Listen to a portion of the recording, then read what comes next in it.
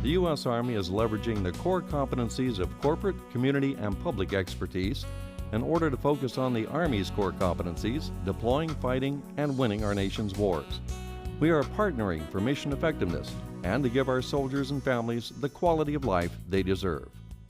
When we partner with industry, we are able to focus limited appropriated funds on our core competencies, focus on training, focus on equipping, and let the private sector help us in maintaining our bases and operating our bases. These partnering efforts are delivering a higher level of service and quality to our soldiers. This means that the private sector is able to invest in improving and maintaining facilities, infrastructure, and services in ways that we are unable to do through appropriated funds. Soldiers are the Army's greatest strategic asset. By partnering, we are improving soldier and family quality of life through quality housing. Soldier family quality of life is important to the Army because it's important to the Army's mission. We like for our soldiers to be able to focus, to concentrate on the Army mission at hand, and to ensure that their families are well taken care of as well. It's one less thing for the soldier to have to worry about. In the 1990s, the Army had a 30 to 40-year backlog of base housing, maintenance, and repairs. Over the last 10 years or so, we've been able to eliminate almost all of that backlog and created new living environments for families. At about 44 of our installations, we took about $1.2 billion worth of appropriated funds.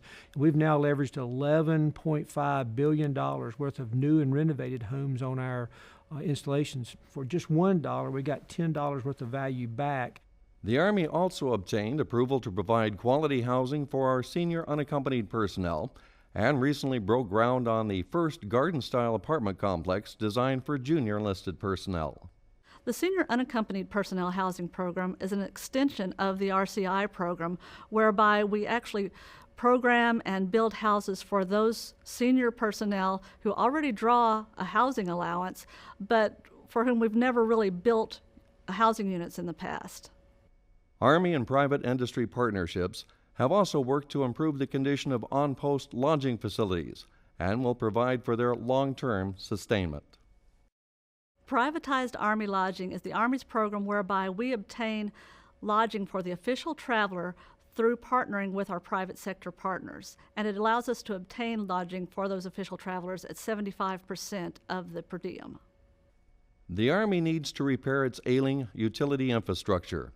Our utilities privatization program enables the Army to sustain and recapitalize on utilities such as electricity, water, and waste removal, all non-core military functions. Now, the people who are experts at this will maintain our utilities at much lower cost than we could have done it before. Oftentimes you can equate it to, because we were isolated, we had to buy the train. Now we just have to buy a ticket to ride on the train. The Army is increasing its use of third-party financing and performance contracting to improve energy efficiency on its installations. In many cases, we can find and leverage people who are willing to put investments into our installations for the savings. A good example of that would be energy savings performance contracts and utility energy services contracts. Without explaining that in great detail, that allows a company to come on and put infrastructure on our installations, and then they save us energy, and we pay them out of the energy savings. The Army's ability to accomplish missions on a global scale depends on its secure, uninterrupted access to power and energy. One of the reasons we are focusing on power and energy is because without power, the Army stands still and silent. We can't communicate, we can't move our vehicles, and we can't serve this nation in a time of need.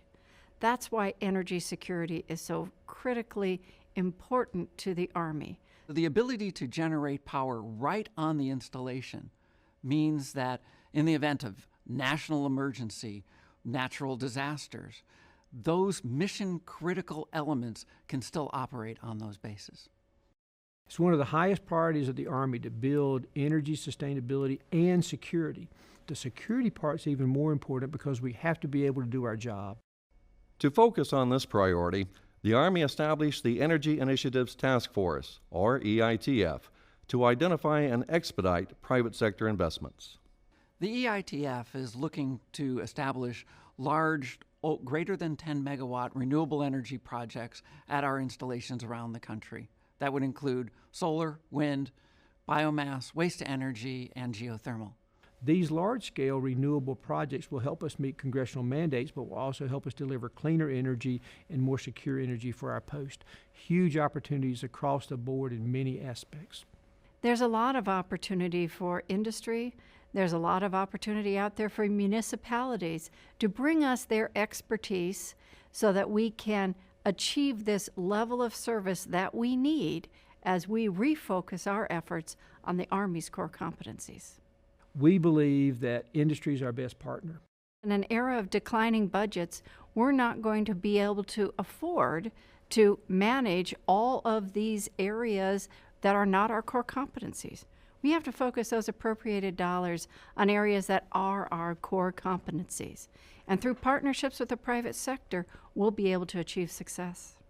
Only about 1% are responsible for the task of defending our nation.